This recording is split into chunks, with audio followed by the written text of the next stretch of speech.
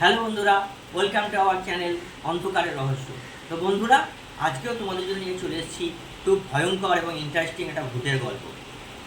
তো যে সমস্ত বন্ধুরা আমাদের চ্যানেলে নতুন এসছো তারা অবশ্যই আমাদের চ্যানেলটাকে সাবস্ক্রাইব করে নাও, পাশে থাকা বেল নোটিফিকেশানটাকে অন করে নাও, তাতে যখন যখন আমরা নতুন নতুন গল্প ছাড়বো তার নোটিফিকেশান সবার আগে তোমাদের কাছে পৌঁছে যায়। তো আমরা জানি যে তোমরা ভূতের গল্প শুনতে খুব ভালোবাসো, তো আমরা সেই জন্যই চেষ্টা করি যে তোমাদের বিভিন্ন ধরনের ভূতের গল্প শোনানো। তো গল্পটা প্রথম থেকে শেষ অবধি শোনো।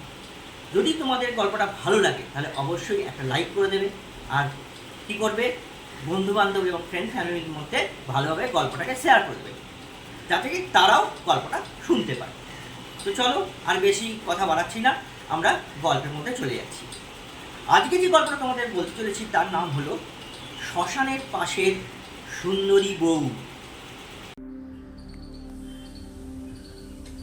ওই মেয়েটার দিকে বেশি তাকাবেন না, ওর চোখের মধ্যে কিছু একটা আছে। গ্রামের চায়ের দোকানে বসে কথাটা বলেছিল বৃদ্ধ হরিপদ।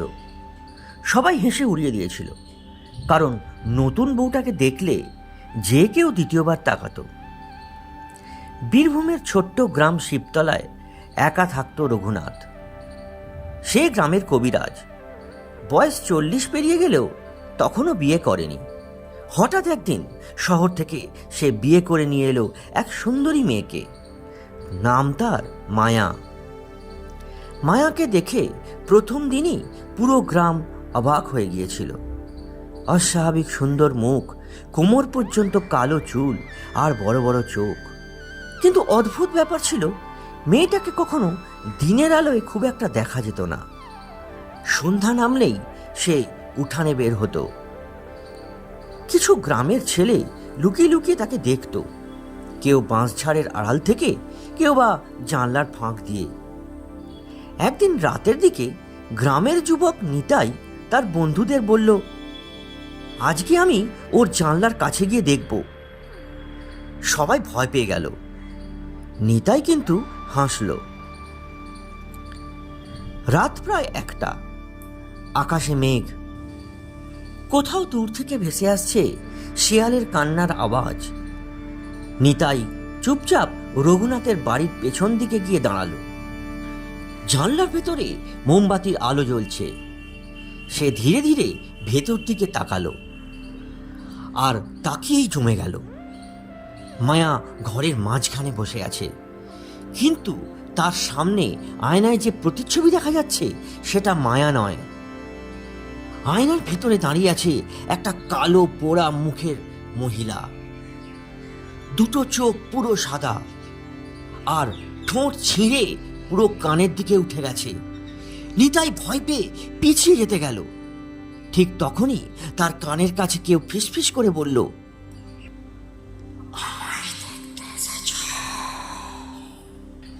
নিতাই ধীরে ধীরে পেছন দিকে তাকালো। না, কেউ নেই। সে দৌড়ে বাড়ি ফিরল। পরের দিন সকাল থেকে নিতাইয়ের আচরণ গেল বদলে। সে কারোর সাথে কথা বলে না, শুধু একটা কথাই বারবার বলে, আয়নায় ওটা মানুষ ছিল না, ওটা মানুষ ছিল না। 3 দিন পর নিতাই নিখোঁজ হয়ে গেল। তারপর শুরু হলো ভয়ঙ্কর ঘটনা। রাত হলেই গ্রামের মানুষ বাড়ির জানলায় কারো ছায়া দেখতে লাগলো। কেউ বলতো সুন্দরী এক বউ দাঁড়িয়ে থাকে, কেউ বলতো সে হেসে নাকি ডাকে। অবশেষে গ্রামের কয়েকজন সাহস করে রঘুনাথের বাড়িতে গেল, কিন্তু তারা গিয়ে দেখল বাড়ির দরজায় তালা ঝুলছে।